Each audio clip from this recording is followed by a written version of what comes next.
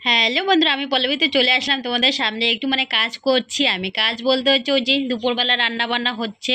রান্নাবান্না আমার হয়ে গেছে আর কি, কমপ্লিট হয়ে গেছে। তো এদিকে সবজিটা হচ্ছে ঢেলে নিচ্ছি।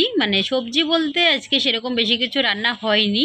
একটু মেয়ের স্কুল ছুটি ছিল, দেরি করে উঠছে। আর একজন দেখুন কীরকম হাই হ্যালো বলছে। তো যাই হোক, তো আমি হচ্ছে রান্না বলতে আজকে আলু কচু হচ্ছে মাছ দিয়ে ঝোল করে নিয়েছি।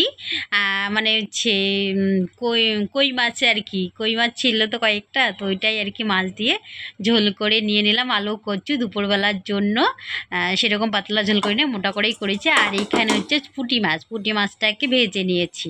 তো আজকে সেরকম আর কিছু রান্না হয়নি। আজকে যে আলু কচু মাছ দিয়ে ঝোল আর পুঁটি মাছের ভাজি। তো যাই হোক, এটাই করেছি। অলসতা ধরেছে, রান্না করার মুড নেই আর সেরকম। তো এখানে কড়াইটা মেজে নেব। আর এদিকে ভাত করে নিয়েছি, ভাতটা তোমাদেরকে একটু দেখিয়ে দিচ্ছি। সাদা ভাত আর আলু কচুর ঝোল আর মাছে ভাজি, আর কিচ্ছু করিনি গো। মুড নাই আজকে, দেরিতে ঘুম থেকে উঠেছি তো, আর বৃষ্টি হচ্ছিল সকাল থেকে, তো সেই জন্য। আর দেখি রে তোদের হাড়ি,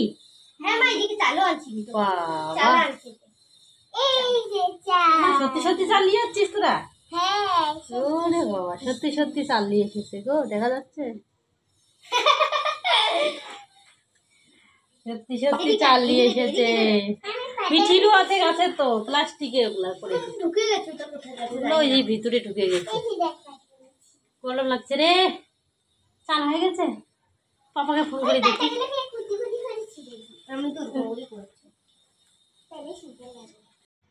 তো ওরা ওইদিকে খেলতেছে, হচ্ছে ছুটি ছিল তো আজকে স্কুল, তো সেই জন্য দুজনে একসঙ্গে হয়েছে, হয়ে বসে বসে খেলছে।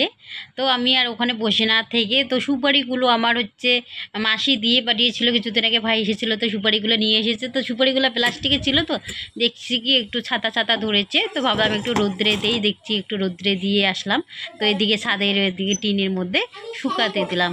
আর ওরা দুজন খেলতেছে। তো ঠিক আছে, এখনকার মতো এটুকু, পরে আবার দেখা হবে।